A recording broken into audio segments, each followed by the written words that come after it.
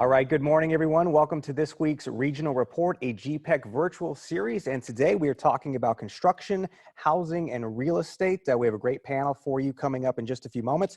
My name is Eric Sperling. I'm the Managing Director here at the Social Television Network. If you're not familiar with STN, we are a local streaming network based here in downtown Phoenix. All of our shows and segments are dedicated to local leadership and community growth, and we partner with GPEC to bring you this virtual series. And if you're not familiar with GPEC or the Greater Phoenix Economic Council, they are our regional economic development organization representing 22 cities and towns and Maricopa County. It is their mission to recruit businesses to the market and enhance competitiveness here in the region. And now, of course, doing a tremendous job helping all of us stay connected with this virtual series. I do want to mention that we have a special report coming up this Friday where GPEC CEO Chris Camacho will update all of us on the economic status of Greater Phoenix. We're excited to have U of A President Dr. Bobby Robbins joining us for that, as well as Christine Mackey. She's the Economic Development Director at the City of Phoenix. That report will be this Friday at 9 a.m. I know the invite already went out. We've got some RSVPs coming in. And then next Tuesday, our regional report will be a mayor's roundtable, and we'll have that at 10:30 next Tuesday. Again, look for an email with more information on that. But in the meantime, let's get started with today's discussion. And as always, some quick housekeeping notes. The webinar is going to run for about an hour. Audience is muted without video, but you can see, of course, and hear our panel. In addition to the questions submitted during your RSVP process, please note the Q&A function at the bottom of your screen. Not all the questions will get a chance to be answered today, given our limited time, but the webinar is being recorded. And then again, the upcoming events, we have the regional report status coming up Friday, and then next week's Mayor's Roundtable. Okay, I want to talk about the panel, the people we're hearing from today. Bryon Carney, he's the managing principal over at Cushman and Wakefield. Kim Davids, general manager at Weitz Construction. Courtney Gilstrap LeVinus, she is the president and CEO of Arizona Multihousing Association. And Andy Warren, he is the president at Maracay Homes. And let's start with Kim over at Weitz Construction. Kim joining Weitz in 2015. She was named the first female general manager in the organization's history. Her duties include overseeing the Southwest region's business units. And Kim, we got to chat a little bit before this webinar. Just want to touch base with you and get your thoughts on the impact of your industry.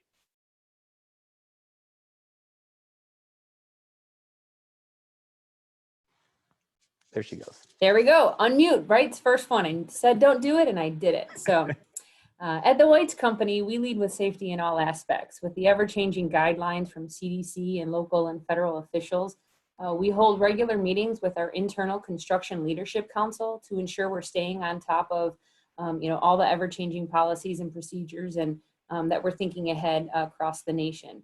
We have daily meetings with our management team to ensure that we're in constant communication, and weekly meetings with our project managers to make sure that we keep a pulse on the status of the project and also the overall morale of the teams. Right now, I think, being an essential business, some of our job sites, some people are being told that they can work from home, and our job sites are out there, actually still, working and trying to build the future for Arizona.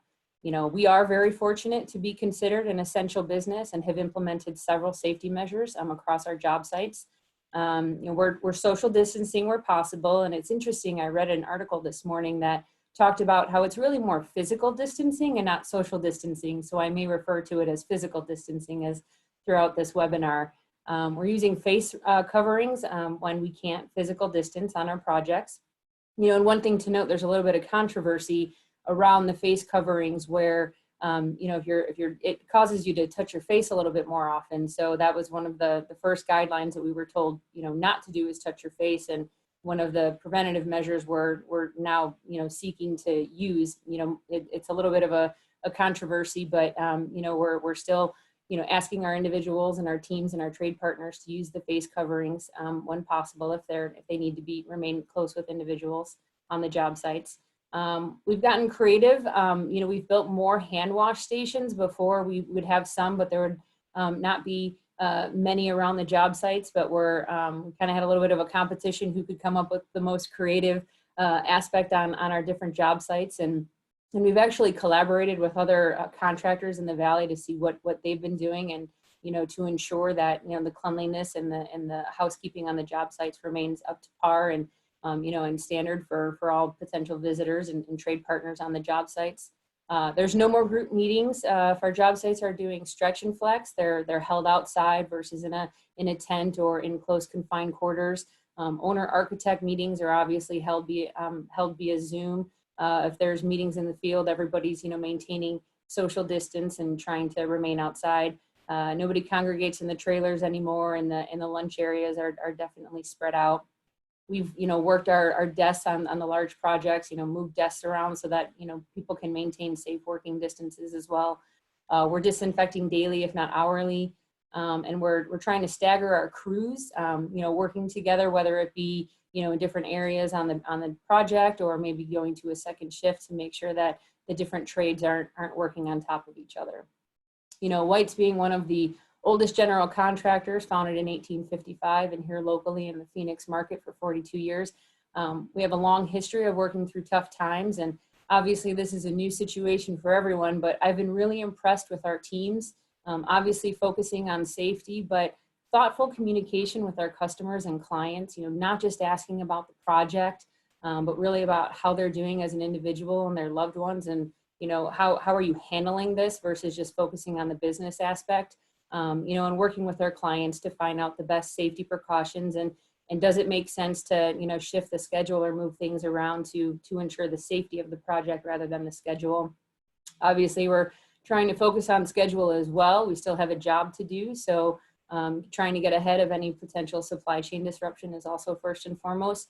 And the implementation of the ever-changing policies and procedures, it's hard to keep throwing new tasks and new guidelines at individuals and asking them to react immediately. It takes time to adjust. Throughout this, we expect that these measures will continue for an extended period of time. And even as the states and regions and communities open back up, we plan to continue these safety measures on all of our job sites. Well, Kim, thank you very much, and a lot of questions coming in for you specifically. So later in this series, we're going to bring you back and invite you into some Q&A. I want to send things over to Andy right now. Andy is the president of Arizona home builder Maracay, named the 2019 #1 company to work for by the Arizona Republic. He currently serves as the chairman for the Greater Phoenix Economic Council Board of Directors. Andy, let's talk about what's going on in your industry, what you're seeing, and let's talk about the impact as well. Okay, sure. So much like what Kim described, the construction industry in Arizona and pretty much every state across the country has been deemed an essential industry, an essential activity. And specifically for home building, there's, here in the Phoenix market, thousands of home buyers who have homes under construction across the country. That's literally hundreds of thousands of people right now who are in the process of having their new homes constructed. And if it was to stop, it would create sort of an abrupt end to many people's lives who have to be out of current residences or leases that are expiring, whatever it might happen to be.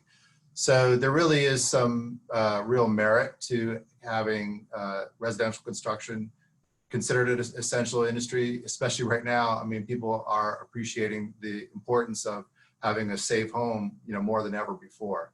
So in some ways, it's a little bit like business as usual, but of course, in lots of ways, it's not business as usual at all. In terms of the protocols that we can follow, the nature of what we do with residential construction in particular is it tends to be a little bit more spread out. You tend to have smaller crews that are working in a home at one time. And so between the different protocols that we're following with our sales offices, our construction sites, we feel we've been able to do a very responsible job.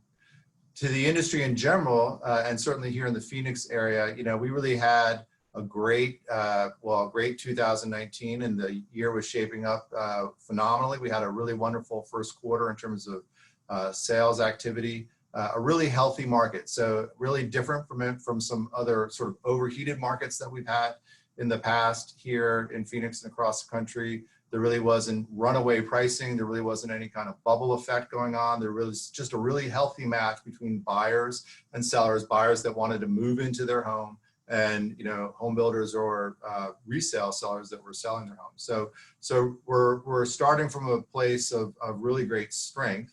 And one thing that's kind of interesting, not getting a lot of attention right now as people contemplate what the impacts are going to be in the future, is there was somewhat of a constrained supply already. So there weren't a lot of resale homes open or available on the market. Builders were busy building homes for buyers that had homes under construction. So builders weren't building a lot of speculative inventory. So the tension between supply and demand was pretty tight. And for sure, of course, as the entire world and the local economy shuts down and people are staying at home, there's been a decrease in demand, but there's also been a decrease in supply. So what was already a very tight amount of supply has been shrinking as well. So if you were thinking about listing your home for sale, you know, May 1st or April 15th, you're probably not doing that right now. And if you had your house on the market, you know, there's a good chance that you took it off the market. So at least in the short term, we're expecting to see values remain pretty solid because of this tension between supply and demand. And then coming out of it on the other end, you know, we expect, and we're already actually seeing a little bit of a uptick in demand. Sort of looks like it bottomed out a couple of weeks ago. And then in terms of, I would just say, you know, broader what's happening with the industry.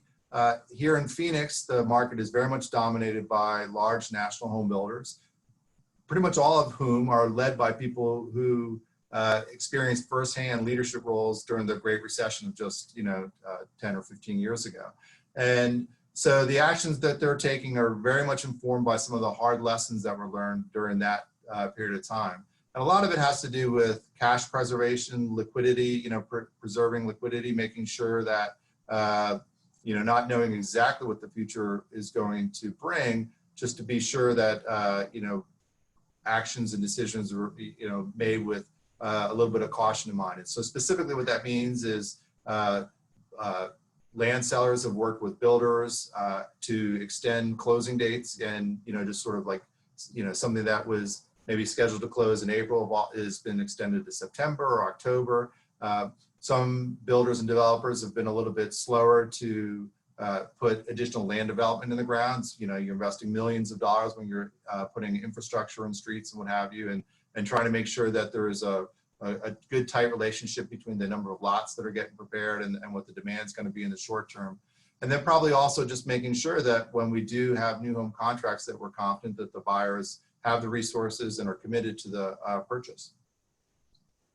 Well, Andy, thank you so much for those comments. All pretty encouraging, actually. And we're going to go over now to the commercial real estate side of things. We're going to bring in Bryon Carney. Bryon is a market leader with the international commercial real estate firm Cushman and Wakefield, with operations in over 60 countries. Bryon has been with Cushman and Wakefield now for nearly 20 years. So let's talk about what's going on the commercial real estate side of things. Great. Good morning, everybody. And I hope all of you and your families are healthy and happy. I want to start out with a little story. You know, many years ago, when I was a young broker, I took a class on public speaking. And what I learned that day in one of those classes was that, you know, if you're from stage fright or you're nervous, just imagine that your audience is sitting in their underwear. Well, 35 years later, here I am on a webinar, and I'll bet a lot of you are sitting in your underwear. So I appreciate, you know, you helping me overcome some stage fright. Today, I'm going to talk about 3 topics. First of all, where we were 3 months ago, where we are today, and what does the future look like as far as commercial real estate. So if you look at the slide,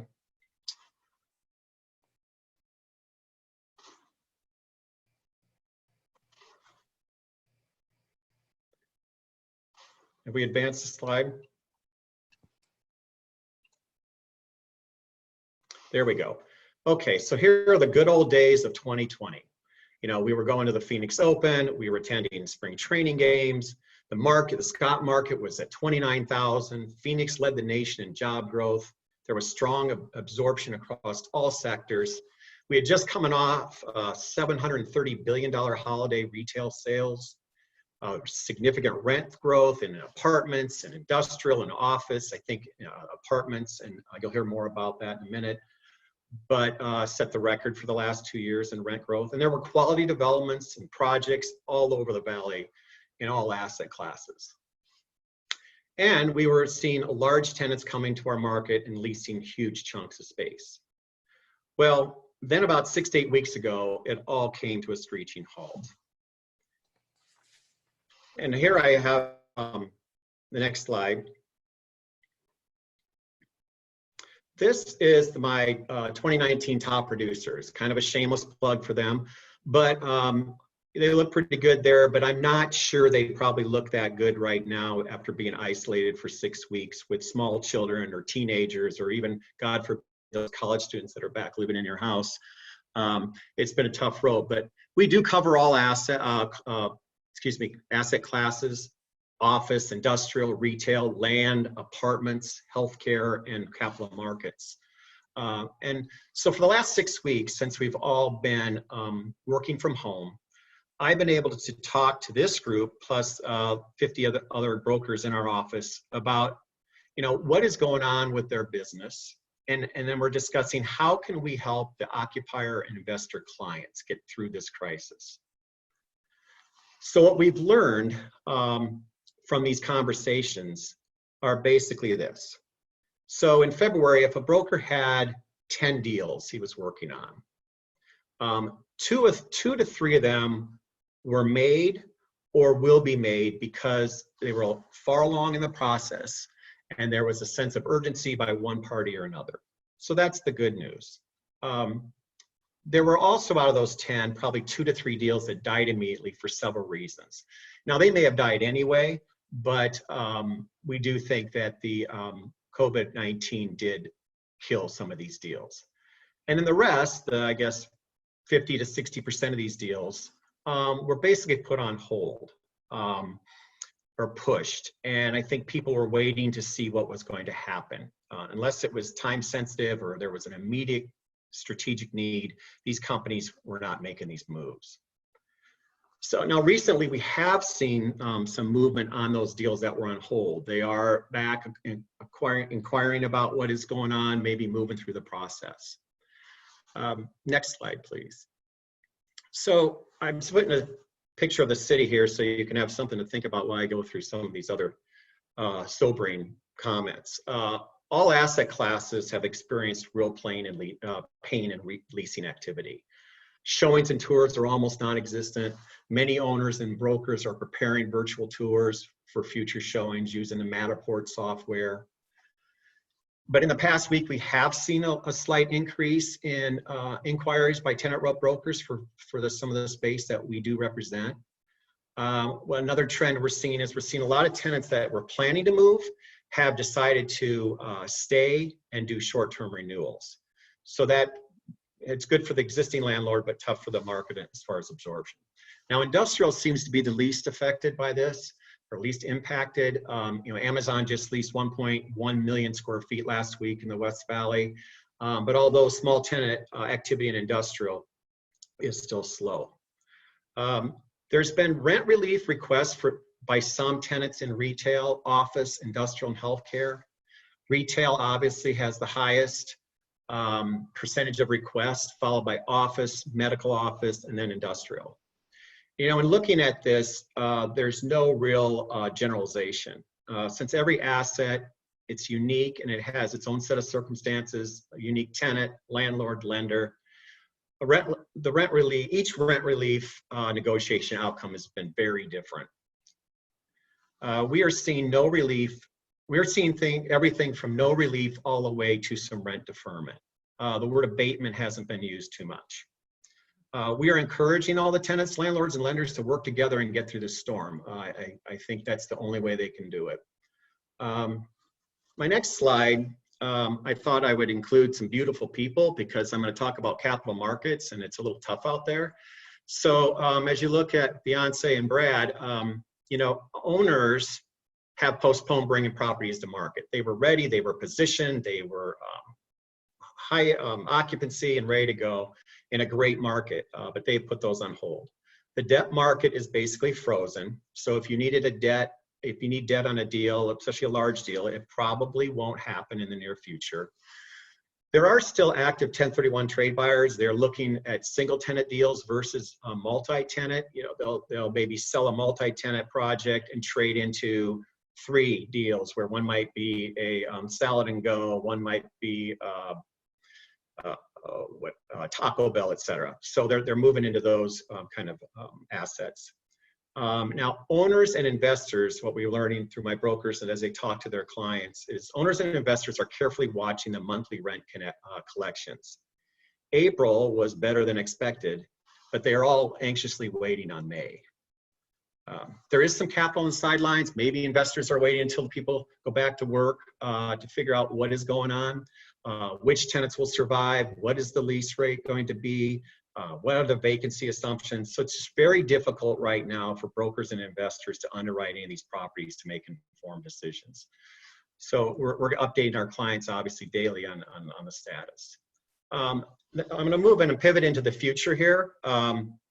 This morning, on CNBC, our chairman and global CEO, Brett White, introduced the Recovery Readiness Guide that Cushman Wakefield has created, a real thought leader on this. I'm not going to read these slides to you, but I would like you to know that this publication, it's about 35 pages, will be available to you this week, either through the Cushman Wakefield website, or I can email it to this list with cooperation from GPEC. So, what we start with is I have about 6 slides, and it's, what is next and how are we going to look at things? And here are the safe 6. First of all, we're going to be looking at preparing the building and getting ready for that. Then preparing the workforce that's coming back. How are we going to control access? How are we going to create social distancing plans? How are we going to reduce touch points? And then finally, how do we communicate this to our employees with confidence? First of all, when you talk about, let me just pull this slide up, preparing the building, you go to the next slide, cleaning plans, inspections, all these things, HVAC, all these checks. We've been out of our space, and most of the people in Esplanade have been out for about 6 weeks. So it's a major undertaking for our landlord to bring us all back in. The second slide talks about preparing the workforce and policies and how do they return, and are there shifts? And it's interesting, yesterday I went into the office just to grab something for this presentation, and I was in the parking garage level and the door open and there was a woman on there, and I'm staring at her with my mask and gloves on, and she looked at me and said, "Is it okay if we go up on a different elevator?" And I said, "Absolutely." But I think that's what you're going to see as people come back. Not everybody is as comfortable as others on what this will look like. Next, it'll be, controlling access, similar to what I just said, touch points, when do people come in, what's the building reception, shipping and receiving. There's just so many, the elevators, there's just so many things to consider. Social distancing plans. So we're already looking at our office and how do we create a 6-foot distance, and that may look different for all companies. You may have companies that have more people staying home and working from home, if that's productive. You may have people that migrate more to a flex or hotel where they're not assigned a specific area or cube or office. And then you'll have those that are used to coming to their office every day and working in their space. So we're going to have to work and design around that as the group comes, because you always have to, be very socially conscious in this deal, and that everybody's reactions can be different. We got to manage the touch points, what you can touch, how you touch it, when you touch it. And then I'll just do the last thing here is just communicate, over communicate, and be very transparent with your group. So that's the end of my report, and I look forward to answering any questions. All right, thanks, Bryon. We'll definitely bring you in just a few moments for some Q&A, but thanks for that wrap up on commercial real estate. Let's go over now to multi-housing, and we're going to bring Courtney in, and Courtney is the president and CEO of the Arizona Multihousing Association. She joined the team in 1999, has over 20 years of nonprofit management experience. She received the Phoenix Business Journal's 40 Under 40 for her industry leadership. So Courtney, just like we've had everybody share, can you kind of talk to us about what's going on with multi-housing? Sure, and thanks for having us today. If we can start the slides, and you can actually skip that first slide if you want. It's just kind of an introductory slide. But first of all, kind of starting off, kind of similar to what Andy had to say on the multi-housing and apartment industry. For the last several years, and certainly the last 2, we have been in a great environment here in Arizona and Maricopa County specifically. These are just some of the stats on, a recent economic impact study that the industry undertook to give you kind of a perspective of our impact. However, I just realized this morning that one of those numbers is wrong.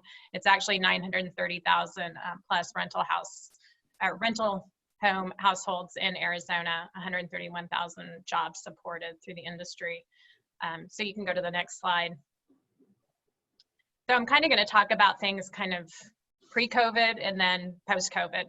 So from just, in most of these statistics are Metro Phoenix, Maricopa County, we were experiencing great vacancy numbers, only about 4.75% vacancy in Maricopa County. You all probably know we were having about 200 people a day moving into Maricopa County. The average rent was about $1,141. And we were experiencing, depending on where you were in the valley, but on average about 7.4% rent growth. As of the end of 2019, we were anticipating or had about 18,000 units under construction or in the construction pipeline in Metro Phoenix. We were expecting about 9,000 of those to be delivered in 2020 and another 11,000 in 2021. Believe it or not, and this is kind of surprising to many, but we were still significantly underbuilt in Arizona or in the Phoenix market by about 11,000 units. So we were, while we have been catching up over the last couple years, we were still actually below demand, especially in the critical area of affordable housing and workforce housing. We were definitely undersupplied in those two areas, and that was really a key focus for our organization over the last couple years with the cities and also at the legislature.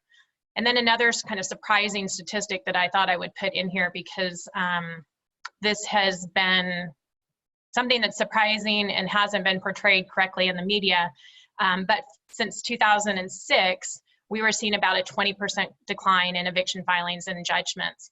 And basically what that was saying to us is we were finally starting to catch up with demand and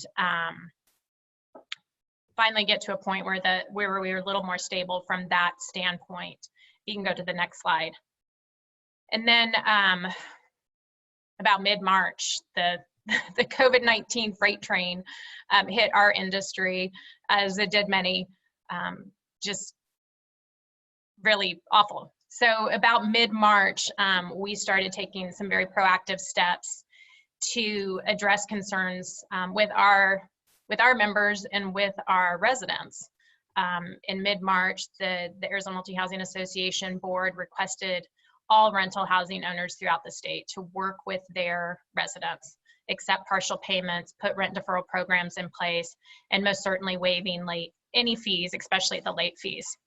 And then on March 22nd or 24th, the governor issued his executive order with a delay in evictions, not to be confused with a moratorium. The moratorium came a few days later when Congress passed the CARES Act and implemented a 120-day eviction moratorium for any rental housing or apartment communities that were funded with federally backed mortgages. So those two things actually hit our industry extremely hard because they were additional requirements and regulations, but there was no compensation. So a lot of private housing providers essentially became public housing providers overnight without any compensation. And that's really been one of the most difficult things that we've had as an industry to deal with. If you want to move to the next slide. Some of the good news though, the rent returns in April were okay, better than we had anticipated. The industry was actually bracing itself for 40 to 50% of their residents not paying rent on April 1.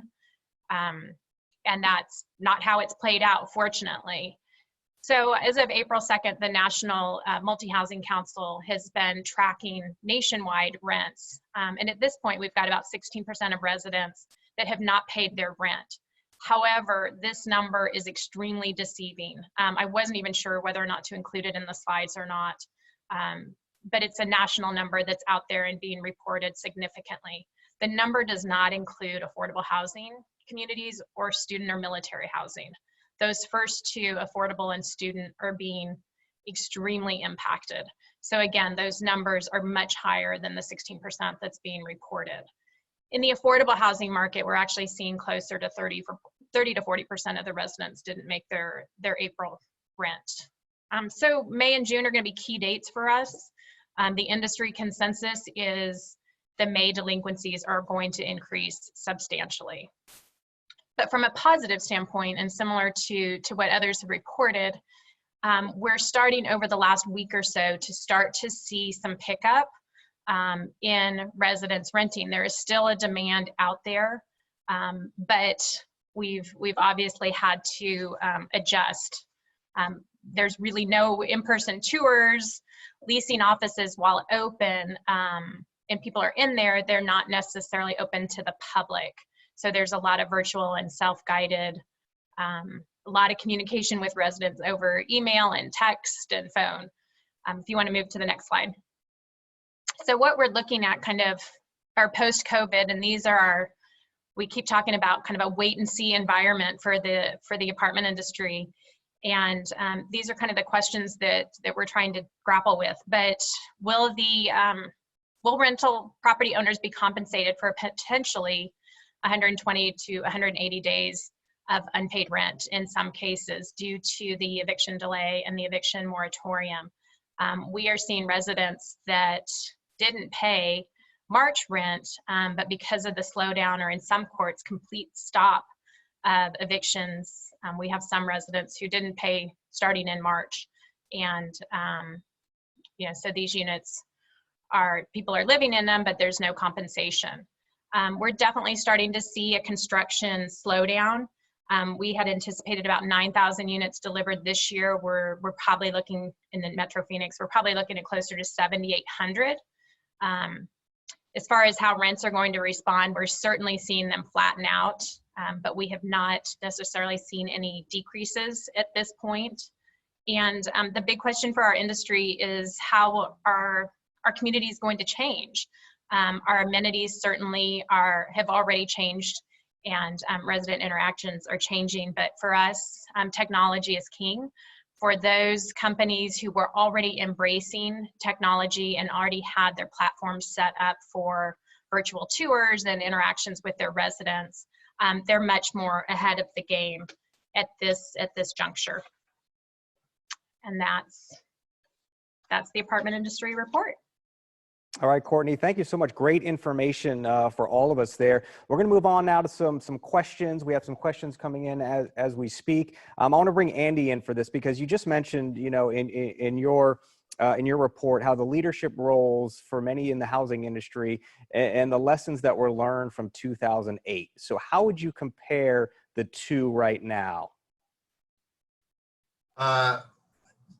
They couldn't be more different.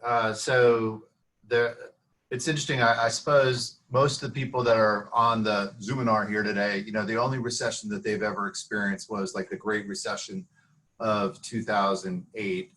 When you consider that the previous one before that was a tech bubble, which is a pretty minor recession, certainly in the Phoenix area. Certain parts of the country experienced it pretty significantly. And then you have to go back to like 1990 for the S&L crisis. So most people, when they think about a recession, just because of their life experience, they associate it somehow with, huge impacts on the residential real estate. And that's because in that recession, the residential real estate industry was the center of the storm. I mean, they were, it was, because of the overinflated home values, the lax lending standards that were in place, and just all the ills that have been well chronicled, like the residential real estate industry kind of put the whole planet into a global recession. So this time, we're just an innocent bystander, like all the rest of the panelists here today. It had nothing to do with what's going on. We started from a place where, as I mentioned, a really healthy place where there was, price appreciation, but not price inflation, nothing crazy going on. Because of the lessons learned from the Great Recession, really to this day, lending standards have remained really rigorous. And so, you can't just get a loan without any kind of documentation or anything like that. You still had to have, really great financial situation to be able to purchase a home. And so we're starting from a place of good strength. We had, there was nothing about our industry that sort of caused this recession.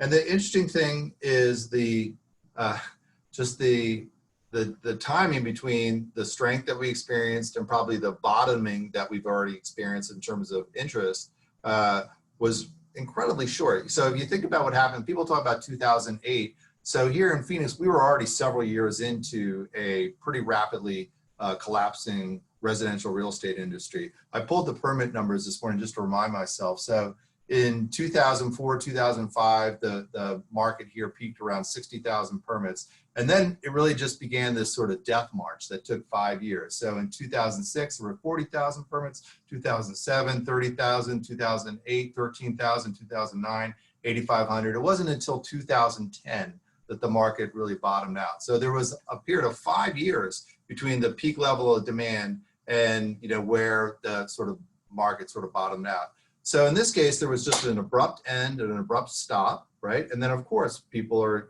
pausing like every aspect of their life. We're experiencing that pause. But I also sort of pulled we very carefully track the level of traffic that we have in our new home communities and the website traffic that we have and the calls that we're taking from people that are interested in. And it seems like it's sort of bottomed out like around the last week of March or the first week of April. So, the level of interest that took 5 years to erode in the Great Recession, seems like in about 5 weeks, we went from sort of a really strong level of interest to a bottoming, and now we're already starting to see sort of an improvement. So no one really knows exactly what the future would hold, and we're all together in uncharted waters. But like the real estate industry, I think was in a very healthy place. And as the economy starts to reestablish itself, I think it's reasonable to expect, of course, that we're going to experience some impact like all the other different sectors of the industry, but no disproportionate impact that we experienced during the Great Recession. Yeah, and it makes complete sense. And I have a question coming in for Kim, and on that, to what Andy was just talking about, we started in such a great place. And, this question for Kim, are you seeing a change in the amount of construction activity in the Valley due to the coronavirus quarantine? And Andy said this, it's kind of business as usual, even though it's not business as usual. You drive around, you look around downtown, there's a lot of construction going on. So what change, I know you alluded to this a little bit earlier, but what changes are you seeing because of the quarantine? So I would agree with Andy, it is definitely business as usual. We have had a couple of projects where, maybe working inside wasn't allowing us to properly, physical distance. So we've, moved some of those individuals to another portion of the project. So I guess in certain cases, certain portions of projects have been shut down. I think everybody's trying to weather the storm for those projects that were, scheduled to start in the next couple of months. We're seeing some deliberation on whether does it still make sense to move forward? Do we delay a couple of months? Do we push it into 2021? So some of those discussions we're having with our clients, and again, it's their performa and if it makes sense to them, but trying to be a good partner with them to find out what can we do on the supply chain side and on the construction cost side, and getting some of our trade partners signed up early to kind of, get those costs in line and those schedules in line to ensure us, moving forward and seamlessly. We're about on a dozen projects in the Valley and statewide, and it's pretty much, we're moving forward. We aren't experiencing any supply chain disruption at the moment, but we're trying to get ahead of that to ensure that we're not forecasting any of those delays, or some of the materials that we need aren't going to be delayed and delay the overall project. Thanks, Kim. And, talking about business as usual, and it's not business as usual, we're definitely not business as usual for a lot of us now who are working from home constantly. And we have a question coming in for Bryon. Interested hearing the thoughts of the impact of commercial office leasing and also residential construction in light of how remote work has become such a part of the professional experience today. Well, I can say that it's definitely accelerated and advanced our psyche in that we have had to adapt and figure out how to work from home. So I think as people come back to work, as I mentioned earlier, it may be up to 35%. I think Goldman Sachs and other companies have said that they're going to keep 35% of their workforce working from home. It seems to be highly productive. And then we have to account for those maybe that are in once in a while. I don't know really. I'm sure some tenants will have to expand to create physical distancing. I think some may contract because more people may be working from home. It's just really too early to tell. And I really think it's a specific company by company and decision. As far as residential, you know, I don't foresee. I think that Andy could answer that better as far as people going to be moving into homes to accommodate their own work offices. Andy, I'll have you jump in on that if you don't mind. Sure. It'll be really interesting, won't it? You know, over the next year or two to sort of see what kind of macro changes are taking place across the economy or just societal practices and norms and what kinds of changes. I mean, it's really premature to say with specificity, but I mean, it feels like it's going to be a good trend for residential construction. I mean, obviously the value of being in a home and appreciating, the experience of living in a home, things like, for instance, Maracay, we've been really on the leading edge for a number of years on smart home technology. So people have, really great Wi-Fi coverage throughout their home. We also build, LEED certified homes so that they're environmentally friendly and just a healthy environment to be in. So I think as people appreciate those aspects of living in their home, it feels like it's going to be sort of a positive trend long-term for single-family residential homes. And Courtney, I want to bring you into the discussion now. There's a question coming in for you just regarding general feedback you're hearing from the multi-housing community, but I want to expand on that a little bit. We heard from Bryon talking about, and you as well in your presentation, how April rent was better than expected. We still don't know what's going on in May yet, but he also mentioned, everybody kind of working together through this storm. And are you seeing that as well with landlord and tenant in the multi-housing space? We are. I mean, it has really been heartwarming to see what our industry has done and what our residents have done.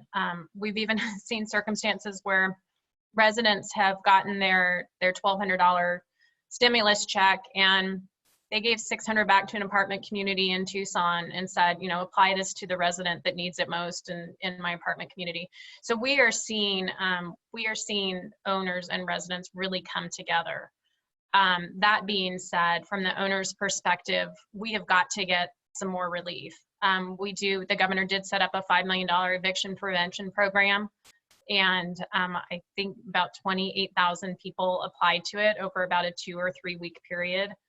So we're definitely going to need more funds there. We really have to identify more resources for residents who are either not working as a result of COVID or potentially are sick or they're taking care of children.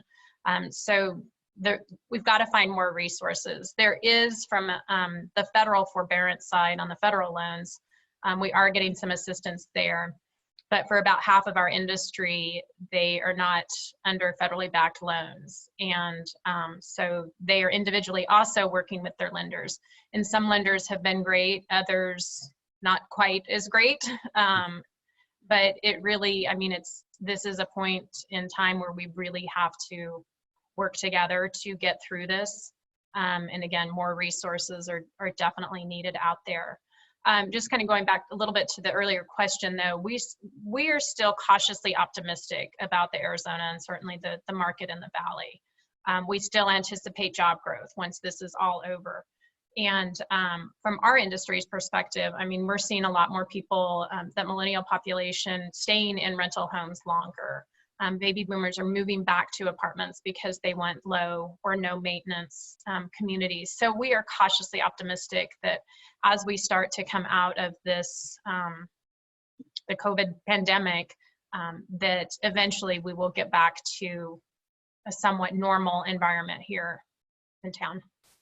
And Courtney, thanks for being specific. Anybody else, I'll open this up. Any other specific stories you have of seeing people work together through the storm that has really encouraged you with your specific industry?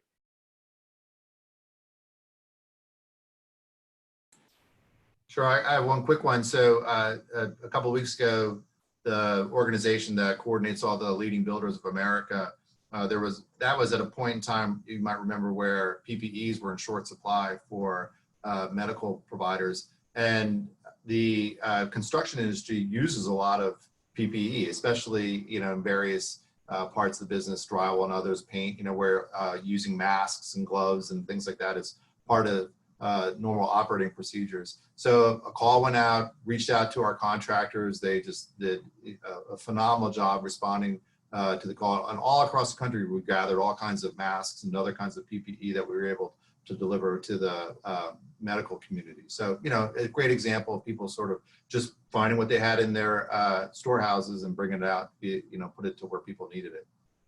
Absolutely. And Courtney, I'm going to bring you back in real quick because we have a question, and several of you can touch on this if you feel the need to. How does the panel feel about a potential dumping of vacation rental properties, the Airbnb, or personal second homes in the Phoenix market, possibly causing a sharp increase of inventory and a drop in home values? Yeah, that's actually a good question. And it's one, I mean, with the huge number of Airbnbs or vacation rentals throughout the state, it's one that we had been kind of watching and trying to figure out what the ultimate impact was going to be should the economy turn. We just didn't realize it was going to turn so quickly. But from the apartment side, there are a lot of short-term rentals or vacation rentals in apartment communities. Those are empty. So those are units where we're not collecting any rent at all. A lot of those units are quickly being turned back into long-term rentals. And then I think the other thing that we're starting to see, and at this point it's really anecdotal because we don't have a lot of statistics, but for single family Airbnbs and vacation rentals, we are starting to see those hit the market and be put up for sale. So some of those won't be necessarily turned into residential rentals long-term, but they'll appear on the for sale market. And Andy, if you don't mind, I'll have you jump in on that question as well. Yeah, well, this will be the first time that we're experiencing that, that dynamic on the other side of a, potential disruption like we're having. I think the one thing that's fundamentally different is, as opposed to, what happened with the foreclosure crisis before, what is the people that own those properties are not highly leveraged. So in many cases, they own them outright. In many cases, what has happened with sort of the mom and pop, is someone maybe would move to a new home. They've got a lot of equity in their existing home, and they just made a choice to use it as like an Airbnb or a vacation rental instead of, selling it. So I don't think you're going to have this pressure that, where you had like with the foreclosure crisis, where there was a lot of leverage, a lot of debt on these properties. And so I think there's probably going to be some impact for sure, where people might choose to put them on the market, but it's not like they have to, or they're getting ready to have it foreclosed. So it'll be interesting to sort of see how it unfolds. And Andy, I have to ask you, because we have you here, knowledgeable in a lot of different areas, and as GPEC's board chair, how do you feel about their role in the effort as far as recovery goes? Well, as chair of the board of GPEC, I couldn't be more proud of Chris Camacho and the staff of GPEC. They really quickly pivoted to being sensitive to the needs of the local economy, especially with an emphasis on what's happening with small and medium-sized businesses, sort of convening information and dialogue around what these organizations need to do to be able to tap into the resources that have been made available to them. I think that. And frankly, and just like we've been talking about with whether it's commercial projects or residential projects, there's a pipeline of companies that GPEC has been working with, some of which have decided to pause their activity in terms of when we might be making a move into another market, but some of them are still very active. So they're still, mining the store in terms of, running the day-to-day business, but also convening a great dialogue. And then, again, this is another area where you would just sort of say, well, it'll be really interesting to sort of see what kinds of long-term consequences there are, from this dynamic. I got to believe that as the economy starts to recover, it's just going to, accelerate the interest and the appeal of a market like Phoenix. I mean, it's some of the places that have, frankly, struggled the most along the West Coast in California and Seattle. Some of these, places like New York City or, large industrial cities like Detroit, places where we were benefiting from job growth from those areas already. As we get healthy, I think, that the appeal of a market like Phoenix is just going to increase. And so I think the team is going to have to be poised to make sure that we are collectively articulating, the brand of Phoenix and the things that make, Phoenix such a great place to create jobs and, put down roots. It's going to be important. But I think, frankly, like I said, the places that we are already benefiting from are not getting a lot of good press right now. So long term, I think it's going to bode well for Phoenix. And on that note, I do want to bring in Bryon and Kim. Bryon, I'll start with you because you probably are hearing what's going on in other markets within your company. Talk to us about how Phoenix is handling this versus maybe some other markets that your company has presence in. Well, I think we're really all in the same boat because you have ownership structure, institutional owners that own properties all over the Americas. And so they are looking at each market and determining, like, what do we need to fix first? What needs to be put in triage? But as time has gone on over the last few years, fewer people own more stuff. And so they try to diversify, being in whether it's in Dallas and Phoenix and San Diego and St. Louis. And so on all the calls we're having internally, everything I spoke about is basically the same in all markets. And so, we're just trying to help our clients figure this out and what's next and what do we need to be doing to position ourselves. One other comment I'll make on when you were talking about people working together, in the commercial business, these owners and landlords are sophisticated and they understand that a tenant in hand is much more important than a potential future one, especially in today's climate when there's really nobody knocking on the door to lease it. So they are working as hard as they can with these tenants to figure out a solution so that they can stay and then get through this and thrive. And a lot of it just depends on the lender. Does the owner have to keep making his loan payments?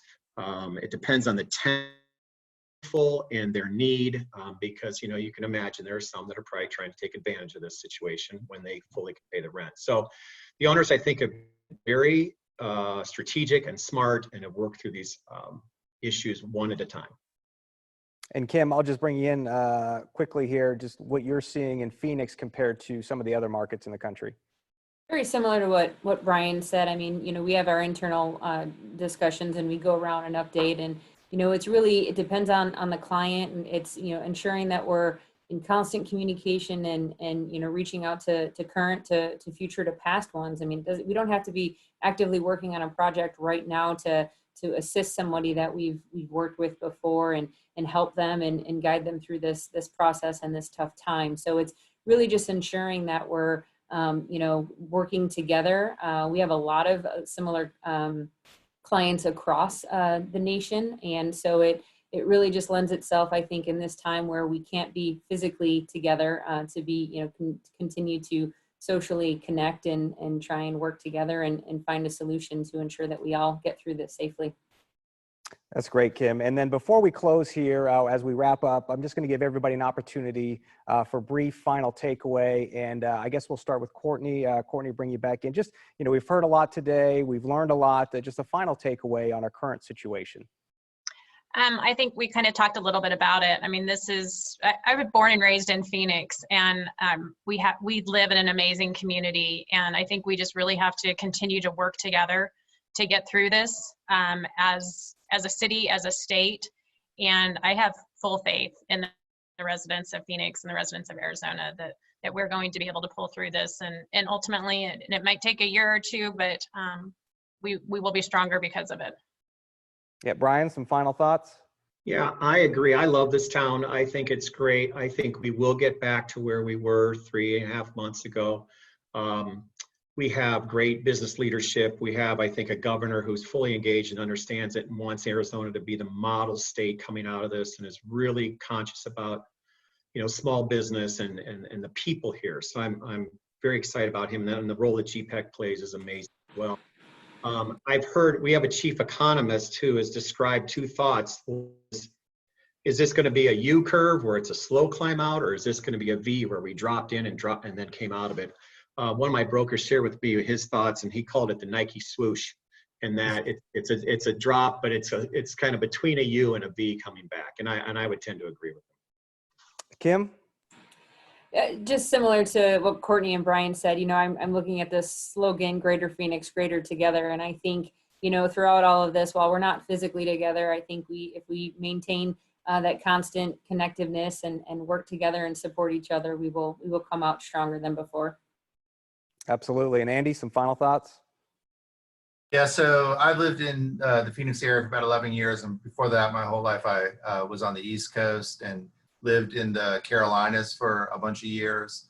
And so I think there's like a mental picture of when a hurricane comes, you know, everyone just sort of hunkers down for, you know, several days. The hurricane comes, it does its damage, and then everyone sort of comes out, they assess the damage, and they say, well, let's rebuild and let's get back to our lives as quickly as possible. And so that's what this virus is. It's this storm that's going to, you know, wreak a lot of havoc.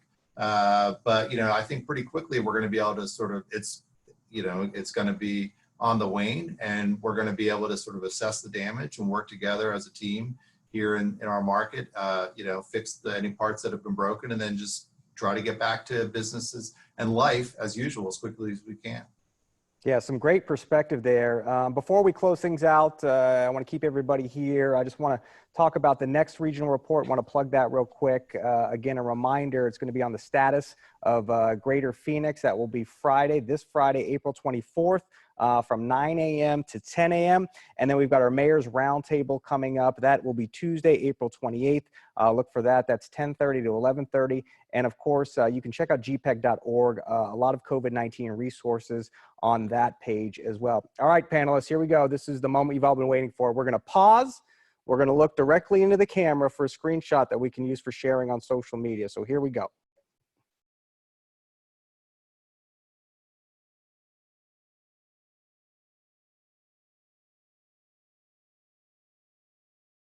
All right, Bethany says we've got it. Thank you so much, Bryon, Kim, Andy, Courtney. Thank you all so much. And a reminder, the blog post will be coming out shortly so we can all share this. Again, great information today, great perspective. Thank you all for joining us. Thank you, Eric. Thank you.